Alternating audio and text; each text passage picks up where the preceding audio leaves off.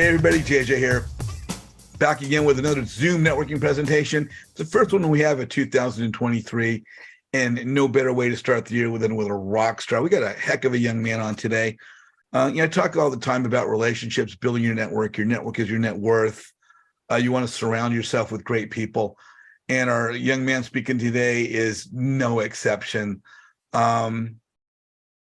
With no further ado, I want to introduce my good friend, Mr. Daniel Esteban Martinez. Daniel, how are you, my friend? I'm good. I'm happy to be here and happy to provide valuable information to the group today. I also have my partner Anthony going on the call as well. We'll introduce him in a second, but I like doing a brief introduction on myself. Do you want to say something else, JJ? Well, I was gonna really we'll do your introduction. I was just gonna ask you, for those that don't know you, what part of the country are you from?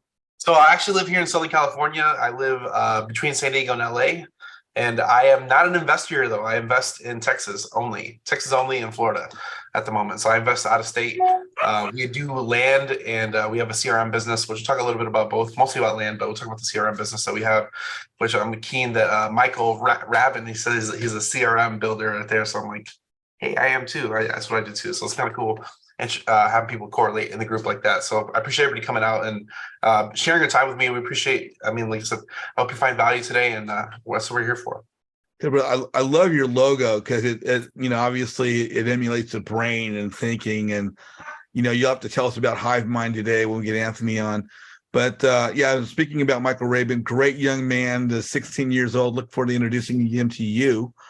But as you were saying, you've got an intro, so let us have it, brother. What's your intro? So, for everyone who doesn't know, I used to be, the reason why I use Daniel Esteban Martinez is because Daniel Martinez is a very popular name. So I need to differentiate myself from everybody else out there. So I like using my middle name. So, for everybody who doesn't know, I used to be a truck driver about 5 years ago. Me and Anthony actually started real estate investing about 4 years ago, and we've really come a long way in the real estate space. And it's been a very interesting journey for us. But I used to be a truck driver. I used to load trucks, a forklift operator. And then I started my first business when I was 25. So my first business was a trucking company because I had a CDL, started a trucking company, did that for 2 years, ended up pivoting into real estate. And real estate's been my whole jam. I started doing houses, and it was a bad experience for me. And then I met Anthony, and we kind of both took the same course, and we ended up learning about land. And then we've been doing land ever since. But in the midst of that, I've started a CRM company, which is a business automation platform. We do a lot of texting. I think we sent like over 1 million texts in the fourth quarter last year between all my clients. It was like 1.3 million texts. It was a lot in the fourth quarter alone. Yeah, in the fourth quarter alone. Oh my gosh! So my platform is an automation platform to help you build and nurture your list through automation. So texting, emailing, cold calling, there's a dialer included, website builder. We use it for our own business as well. We use texting and PPC as our main lead generators for what we use for real estate directly. And then we've just been doing that. We started HiveMind about it'll be 2 years in February. 2 years next month. That's when we launched that. And like I said, we're really new to the space, but we kind of delved on a lot of different paths in the 4 years since I've been an entrepreneur, and in the 5 years I've been an entrepreneur, and 4 years in real estate. It's been very, very interesting, and a lot of creative journeys, and we learned a lot as a whole. Danny, let me ask you. You've talked about what you're doing now. Let me ask, were you always into real estate? Is this something, well, you talked about trucking. So did you ever have the inkling of how did you get into real estate? How did that transition come about? It was out of necessity. When I was running my trucking company, I was just literally spinning my wheels, burning a lot of dollars. The profit margin wasn't there. In 2 years, I generated over $550,000 in revenue, and I never even saw a lot of that money. It just went straight through my fingers. If anybody's running a business with high expenses, it just runs straight through your fingers. So I was actually pivoting into anything at that point. And I heard about real estate, so I used to listen to a lot of podcasts on YouTube. So I listened to a lot of podcasts on YouTube, learned about wholesaling, bought a course, and that's where I met Anthony. And then we kind of delved down that real estate course, land investing type of niche. I've been in real estate for 4 years now. How about I bring Anthony on? We'll talk a little bit about what you guys are doing and how you guys met. Is that okay? Yeah, that's fine. Lance, what's your question? You're on with Daniel and Anthony. Hey man, how's it going, guys? Question is, what kind of land do you invest in? Oh, okay. Yeah, we invest in rural vacant land. We'll kind of jump down that path of different types of land we invest in. That's a good question. Like I said, we're going to jump down the land investing thing in a second.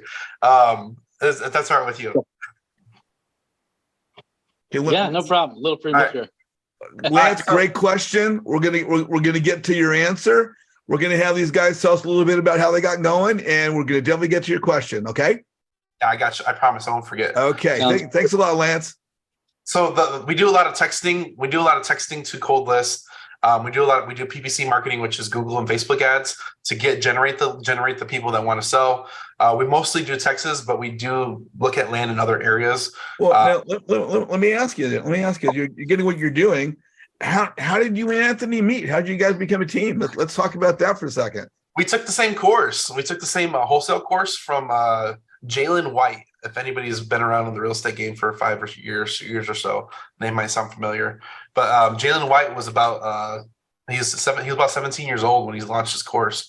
So I took a 17-year-old wholesale course, and me and Anthony took it at the same time within like 2 weeks of each other, and that's how we met. And then I started doing houses, and I think he started doing houses at first too. And then we both ended up delving into land, and that's how we networked together. Well, you know what? We got Anthony on with us now. All three of us are on the same screen. Anthony, how you doing, brother? Hey, pretty good, man. Yeah, thanks for having us on.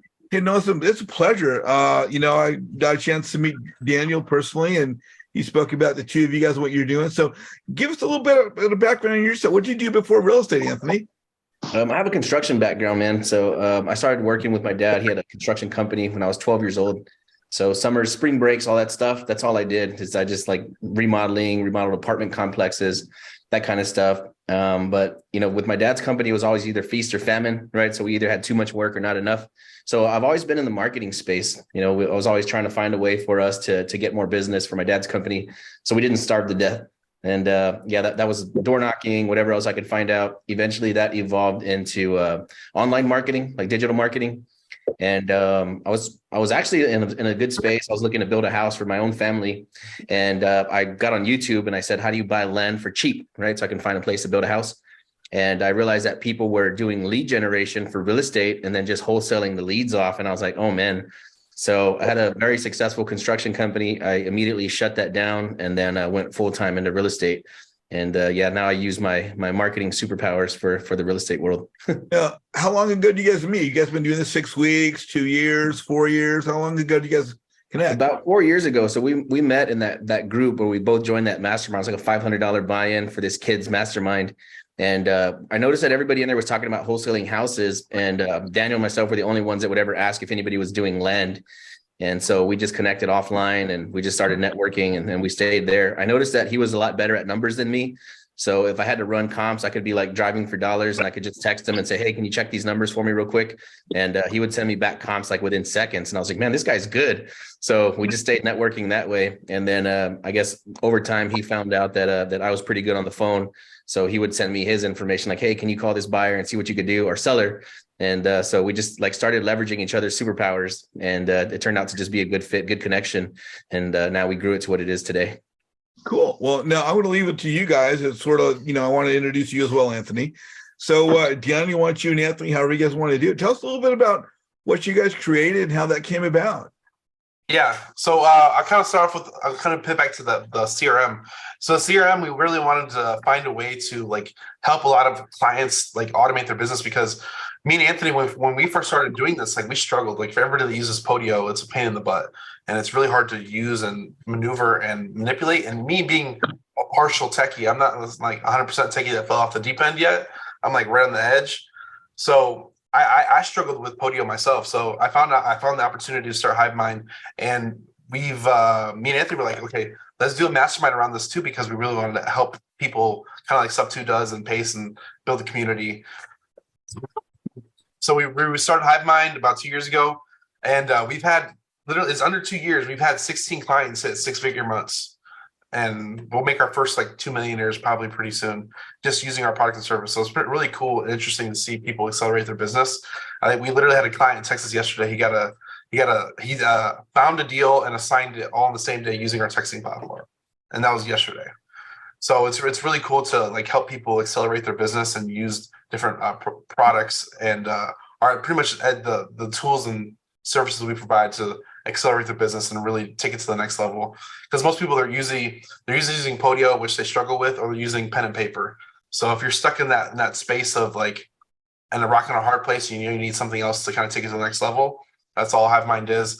And we kind of built that brand of HiveMind. So we have HiveMind CRM. We the Hive with Us podcast. We have our own podcast.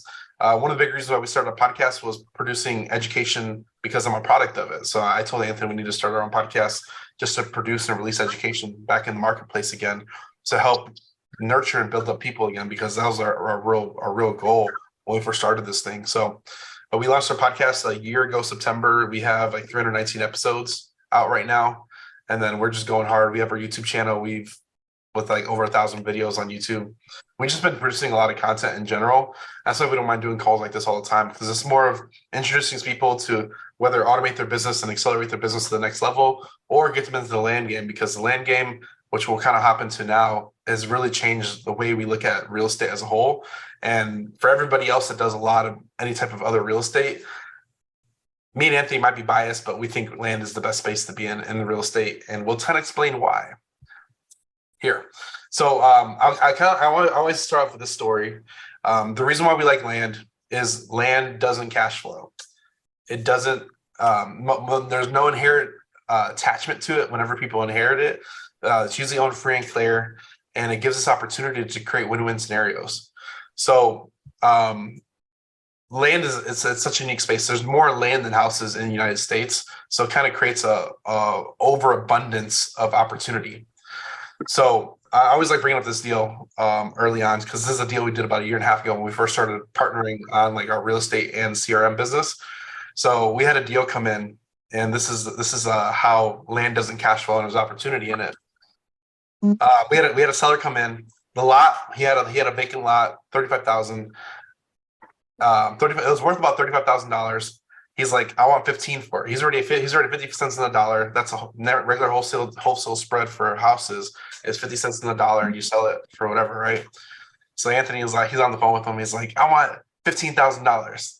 And Anthony's like, I'll give you 8. He's like, no, I need 15. I'll give you 8. So they're going back and forth, and then it didn't end up working out. So he's like, you know what? Forget it.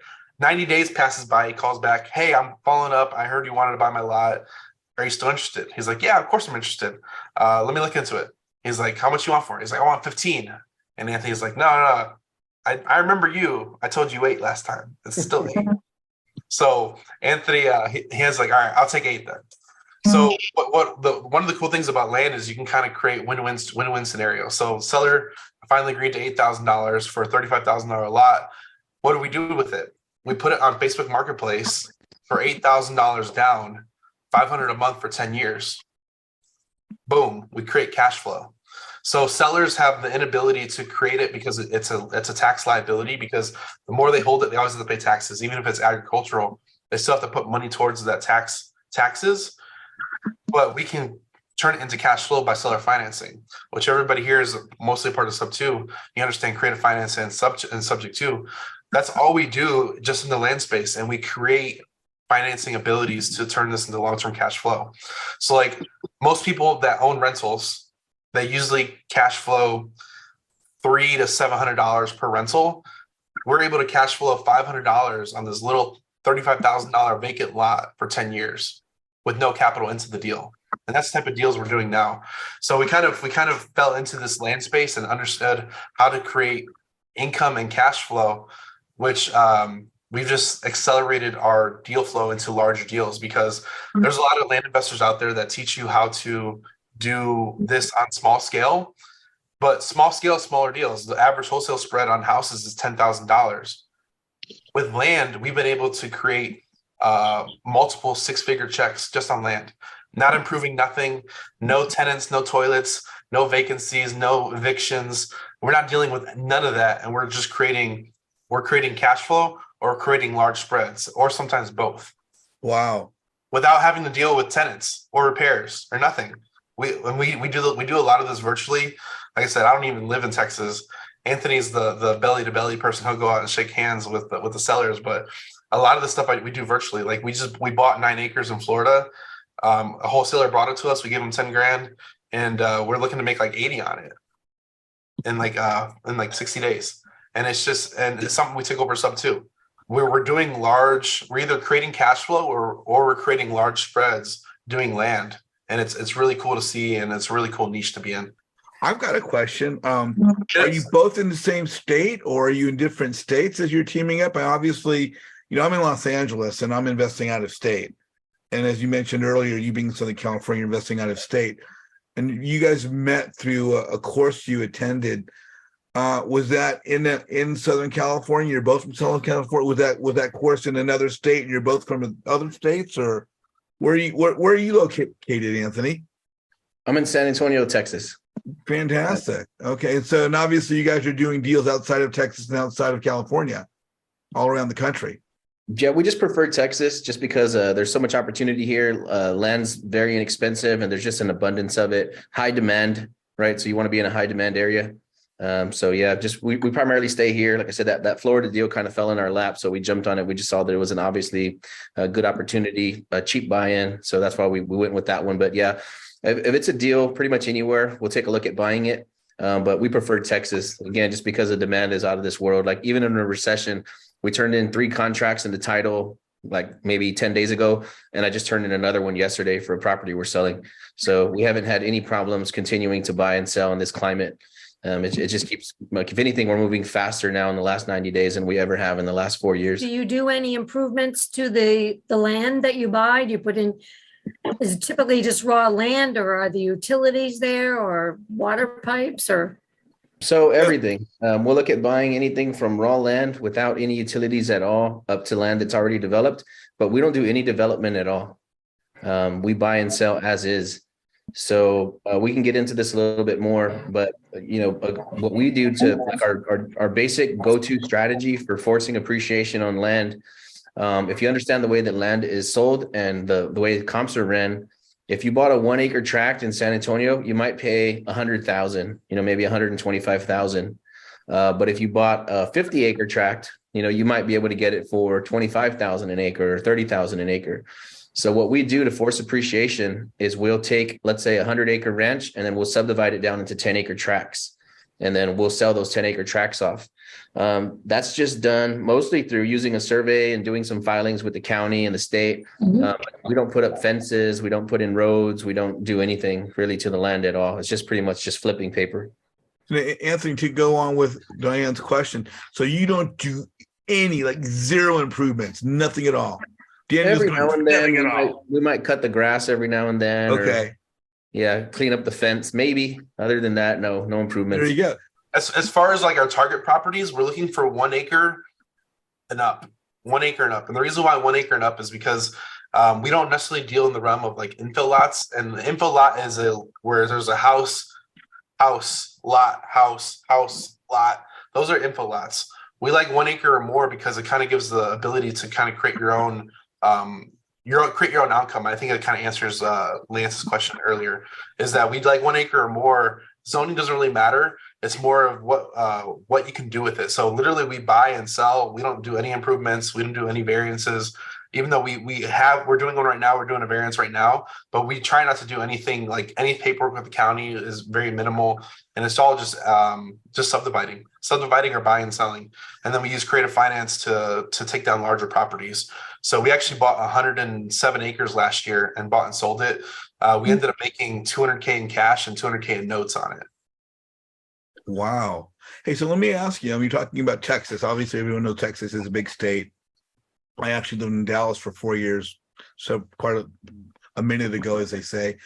But are you guys dealing primarily with agricultural land, commercial land? Obviously, it sounds by the size of it, it's not yet residential. Is that correct? It could be a variation of anything. Like it could be agricultural. It could be we are looking at commercial land right now. A lot of the base land that's out there, and because the majority is just out there, is usually based on agricultural. The reason why is because of taxes.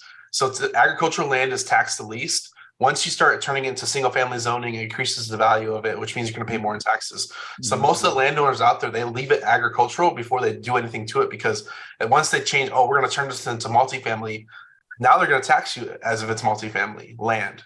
So they try not to mess with it unless we're going to build. So there's people out there in the land space, and there's different sub niches of other investors in land itself, where they'll literally, all they do is contract land, go to the city. Hey, we want to turn this into a 10-unit apartment complex. The city approves it. They have to go through the zoning process, and then they'll go sell that paperwork to a developer that's actually going to build that 10-unit apartment complex.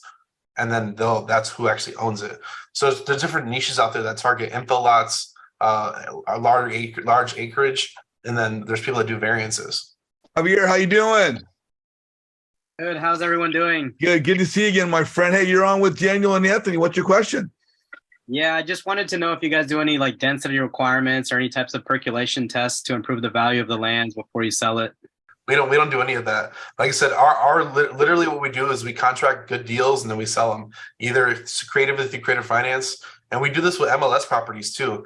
Most of the problems with MLS properties is that they all want cash. And everybody, if you've been listening to Pace, I'm sure everybody hears, everybody wants cash, everybody wants cash, everybody wants cash. If you can create a creative finance opportunity to offer creative financing and rewrap that property, that's a win-win. That's a win-win opportunity every time. So we're literally using the same creative strategies that Pace teaches, just with land, 100%. So now let me ask a question for Javier. I've got a friend of mine that's done long-time development. Are you talking about density and how that land might hold water kind of a thing? Javier, is that what you're referring to? Not necessarily. I mean, I was with a client earlier. That's why I just jumped on. I didn't get to listen to the presentation and whatnot, but I'm asking in regards to like acquiring buildable land. That way you can build on it, single family, multifamily, and pretty much everything. So I'll tell you, Javier, what you're thinking about probably is a little bit more pertinent to single family homes, right? So we see that a lot. Like we have a lot of partners in Florida. So if you're dealing with an infill lot where you got house, blank space, house, you want to make sure that land can hold a septic, that the ground percolates and that kind of stuff. In our case, where we're buying 50 acres or 100 acres, we're going to sell a 10-acre tract, so we're really not concerned with what the soil is going to do or anything like that. We just sell them as is, and the people buy them. They might build a house, they might not. Sometimes they just want to store their equipment, that kinds of stuff. So there's a lot more use case for a 10-acre tract or a 50-acre tract than there is for a quarter-acre infill lot in the city. And we typically avoid those. I think I've probably done 1 or 2 infill lots in 4 years. Have you guys ever bought a big piece of land that had an easement on it? Like you bought it and there was already an easement there? What type of easement? Because you have you have pipeline easements, you have like gas, electric, water, access. Any of them. Have you acquired properties that had easements? Yeah, we bought 123 acres in Commerce, Texas. We've got it for $140,000, and we immediately listed on market for $499, and we hope that one closes here like in the next 10 days or something. But that one has a big giant gas line easement running like from west to east across almost the whole front of the property. Mm-hmm. Wow. Mm-hmm. Okay. Wow. Okay. Javier's answer your question? Yes, sir. Thank you. All right. Hey, good to see you, my friend. Mr. Jose Perdomo, you're on, brother, with Anthony and Danny. What's your question?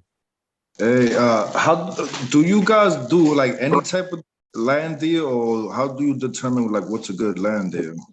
And I would say just if it's unrestricted, those are probably going to be your best bet, right? Once you get into commercial, that kind of stuff, it starts to go by the square foot. You have a lot more, challenges, like depending on like zoning with the city and all that. So we look specifically for like unrestricted land, typically agricultural, outside of the city limits. That's the easiest low-hanging fruit. And that's the land that people are willing to part with for nothing. Like right now, we just got a contract on some land up by Dallas. It's about an hour from Dallas. But we've got 330 acres for like 337. Right, in an area where stuff's going for 5,000 to 7,000 an acre. So yeah, that easily, like on just a deal like that, dirt in the middle of nowhere, might be like $1 million hit. Okay, thank you. One thing I want to address too, as far as like our target area, we're looking for 1 acre or more within 60 minutes to the city. And then there's variations of this that we don't like desert squares. If you go to the middle of Phoenix, Arizona, there's gonna be like all these little desert squares. We don't have nothing to do with those. We like operating where people want to buy. And usually people are willing to travel within 60 minutes of a city. So I think about this. Anybody that lives in the city or near a city, why do you live near the city within a certain range? Because you can commute there for airport travel, for events, and all the other things that the city advantages have, right? So it's the same reason where we like land.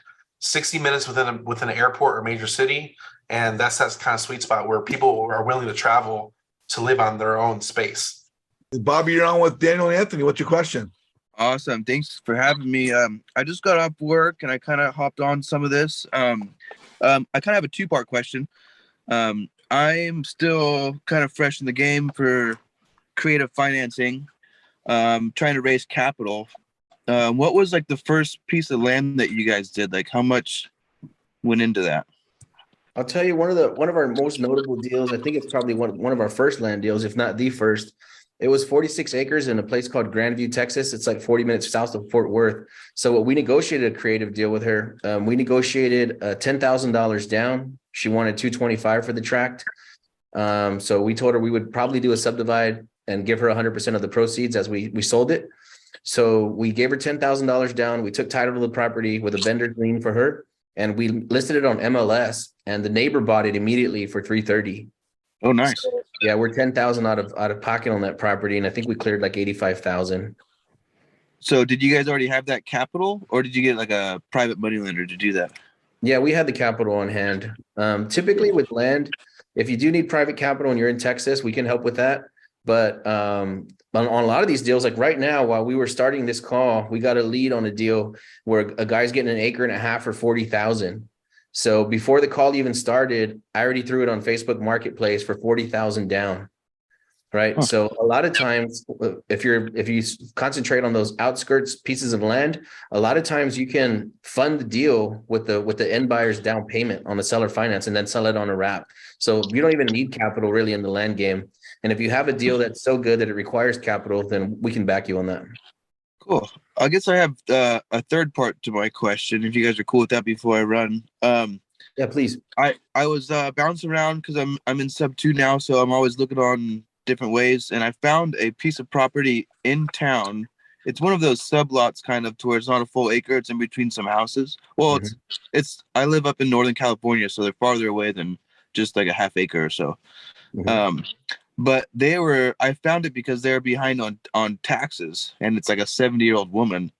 And if I did some kind of a creative finance where I just took it over from from the tax liens or whatever, it would, even though it's going against your guys' in between housing lots, would you guys still go for something like that? Well, look at everything, man. Yeah, if there's room, so you could do a few things there, depending on what she wants, right? Let's say there's a $10,000 tax lien, right? And let's say she says, "Hey, give me $5,000 and it's yours," right? And maybe she has a mortgage on it still. So you'd give her the $5,000 down, right? And you can buy it subject to that existing tax lien. So you don't pay it off when you take title. As long as you disclose to the end buyer that there's a tax lien in place, you can go ahead and turn around and sell that thing on a wrap. Leave the tax lien in place. Say, "Hey, there's $10,000 lien on there.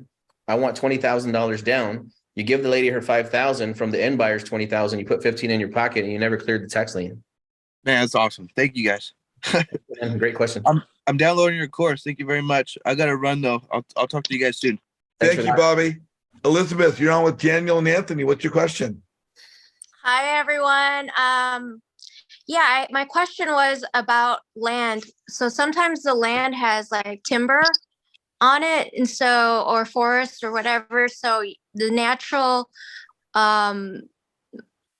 materials on the land, and then you have the mineral rights as well. Have you guys ever had to deal with that or sell that off? Yep. So whenever we come across mineral rights, we typically keep them, whether they're producing or not. I think it's just good just to hang on to them. And then as far as timber goes, we had one deal we were going to do for that. You can use that to fund the deal. Typically the sellers know that it's there, but if they don't care what you do with it, you got to consider a couple of things, right? When's the last time it's been cleared? If the trees, if they're mostly like under 6 inches, it's just considered pulpwood, which goes for like pennies a pound, which would not yield too much. But if you have, mature trees that have been there forever and they're great big round trees, then those bring in a lot more capital. So yeah, you can use that to partially fund the deal if the seller's willing to work with you on that. Or if you can just buy it outright, let's say you can pick it up for 10,000 an acre, and then you get an estimate on that timber, and they might say, hey, yeah, well, we're looking at paying you 4,000 or 5,000 an acre. Well, that might cut your acquisition price of that property in half. But yeah, we haven't had to do it yet, but definitely a lot of potential there too. And for timber, usually it's got to be over 30 years, 40 years. Like it has to have been touched in 40 years or more. Really? Okay. Yeah. Mario, you're on with Daniel and Anthony. What's your question? Hey, Daniel and Anthony, thank you. I got in late, so I'm a developer out of here over this side. Obviously, I'm doing a deal in California. Do you guys do the play, and I don't know where you take it from raw land to fully entitled and then sell it to the developers or builders? We have people in place that can do it. Literally, we're buying and selling. We try and not to do it. We're lazy. We try to do as little work as possible. We're trying to flip the paper. We're trying to flip the paper just like people flip houses. And it's just flipping seller finance creatively. And that's use our exit strategy. One of the big reasons why I haven't even mentioned this yet, but somebody asked a question about this a little bit later, but where do we find our buyers? The reason why like people that do houses, they have to like create that wholesale spread and kind of sell it to the end buyer who's going to make money too.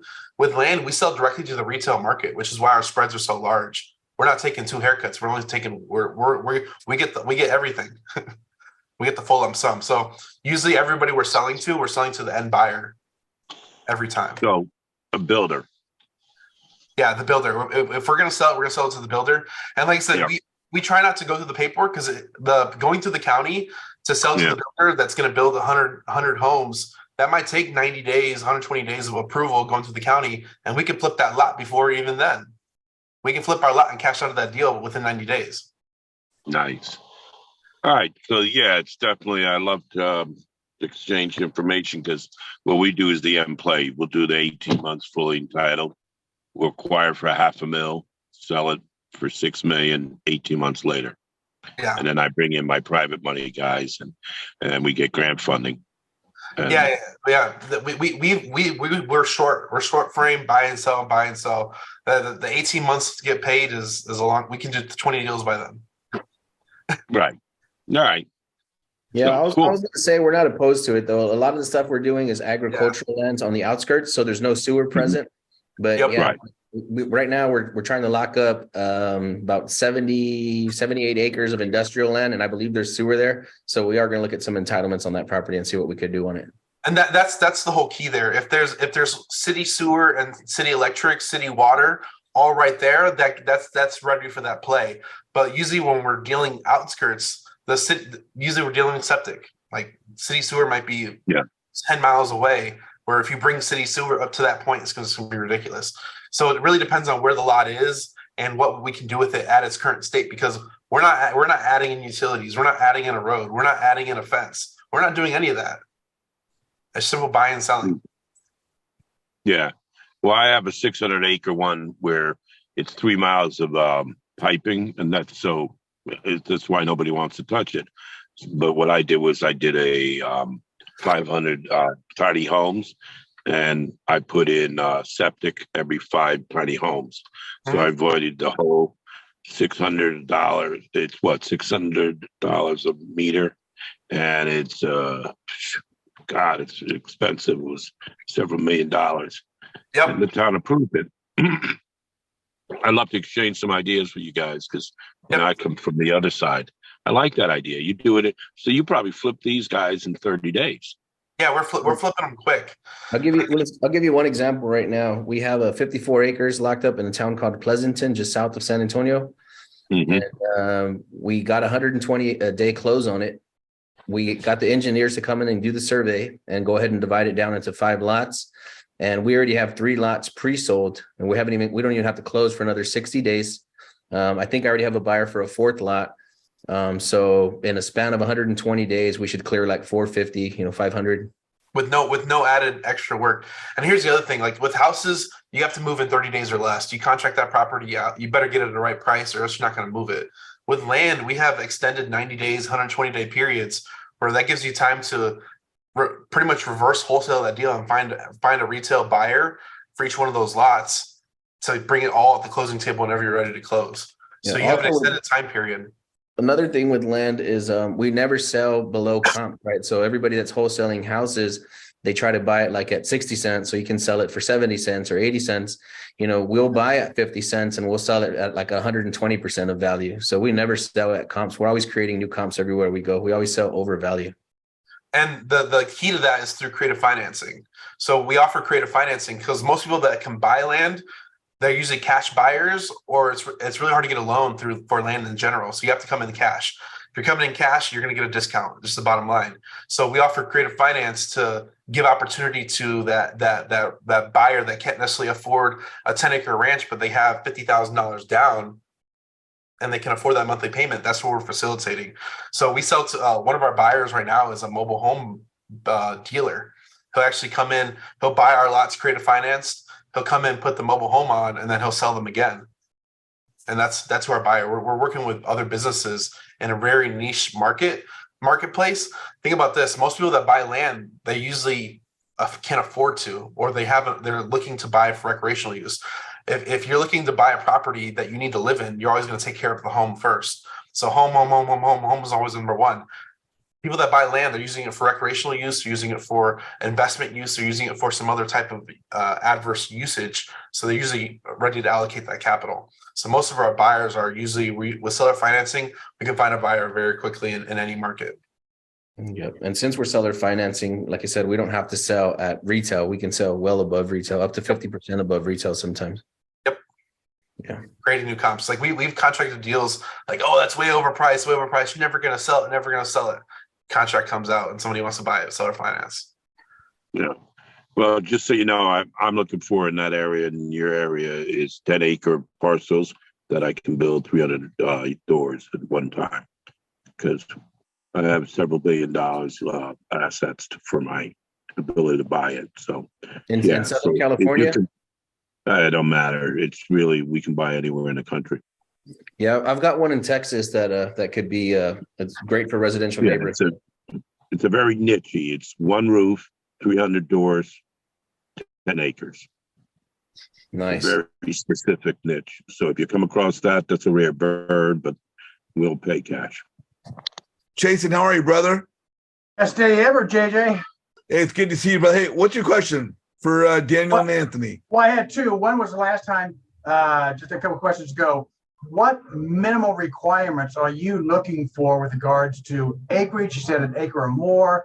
How close to an urban area is it? Is it more recreational land usage? Questions like that. So what are your minimal, I'm sure you have kind of like a checklist of minimal requirements. That's number one. Number two is, he was already just answering that. And what's the average annual land value appreciation in the United States? So he can continue answering that. So that's my two. Yeah, so there's investors out there that they'll buy land and hold it and wait for the appreciation of that property. It takes way too long to appreciate, for that value to appreciate. So like land, as a city expands, it expands into rural land.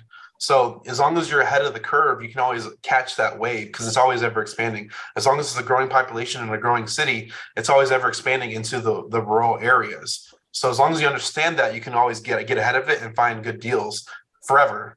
Like if Texas stops growing and it goes to Florida, well, you just go to Florida and do the same thing. So wherever the population is moving and migrating to is where people want to buy the deals. 1 acre or more within 60 minutes of a major city. And like I said, we have broken this rule before. He mentioned it earlier. We're buying like 300 acres. We're picking it up for $1,000 an acre in the middle of nowhere. It's probably worth about 2,500, which is 50 cents on the dollar. So of course we're going to go after that deal too. Like our sweet spot is an acre or more within 60 minutes of any major city. And that's kind of that sweet spot of people are willing to commute to whatever and have that space that they need. Great, thanks. Gwen, you are on with Anthony and Danny. What's your question? Hi, guys. Hello.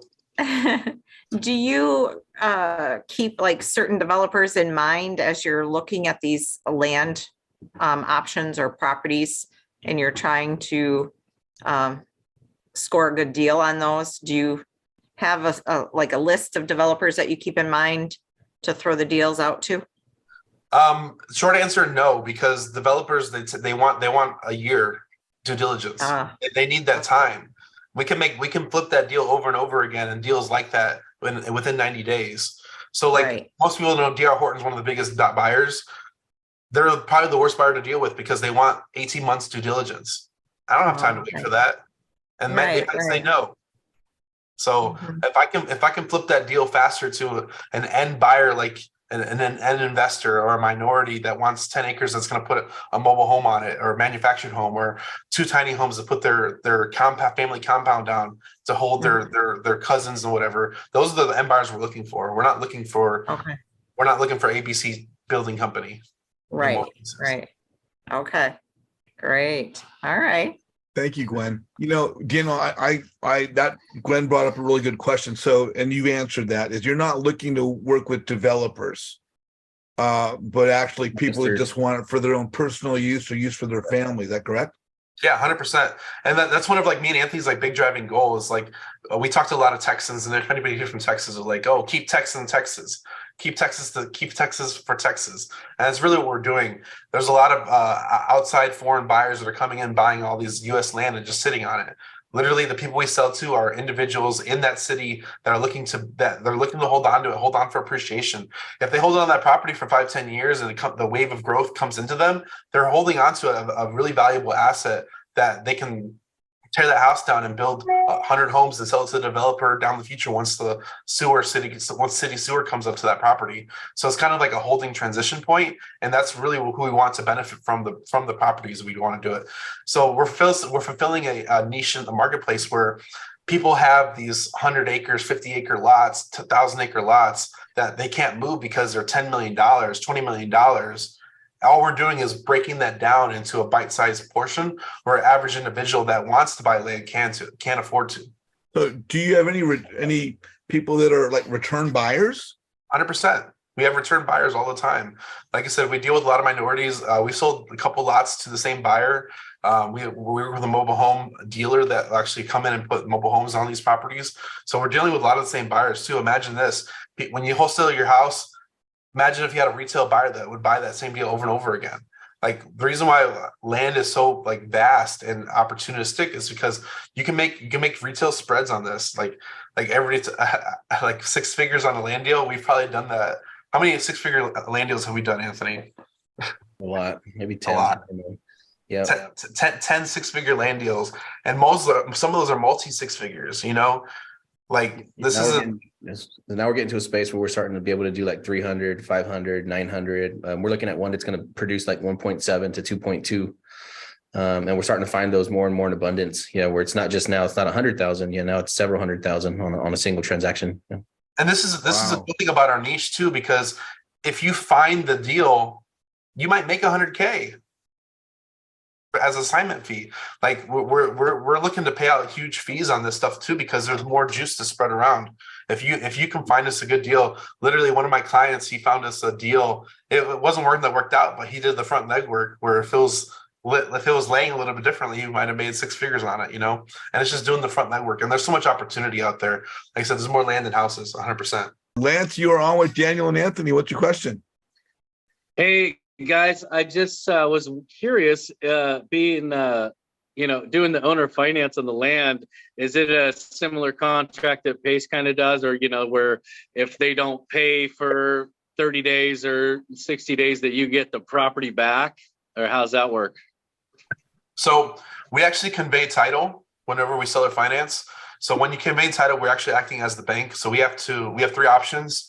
We can cash for keys, get the title back. We can refinance the loan and restructure the loan based if they would give us another down payment, or we can foreclose. Those are 3 options for us being in that position as a deed of trust and the bank position. So we have those 3 options to do. Usually the cool thing about this is another reason why we like land.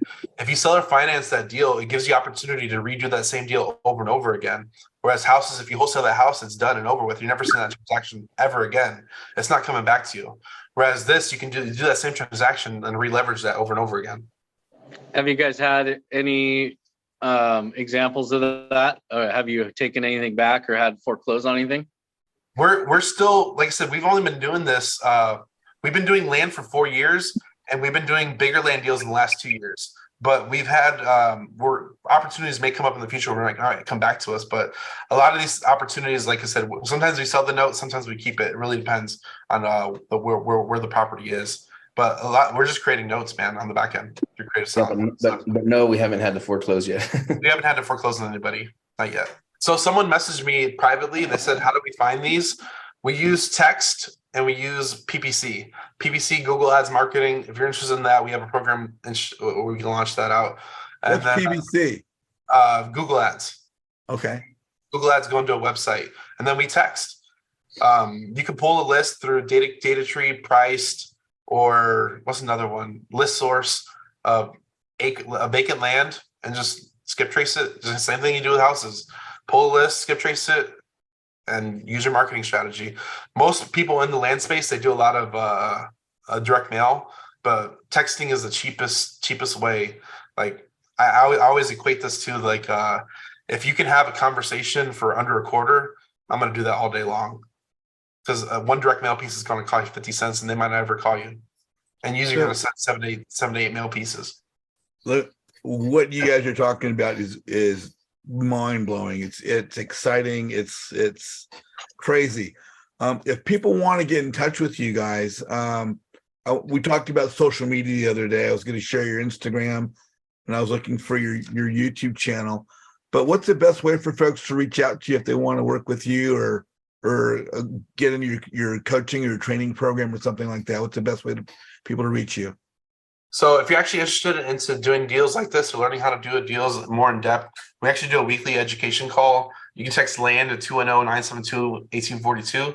I'll send you a link to that. We do a lot of the stuff on YouTube. So there's some stuff on education out there like that. We have our Instagram podcast. You can find us, literally search HiveMind CRM on any platform. And we provide a lot of education towards the land space and real estate in general. This is your YouTube channel here, correct? Yep.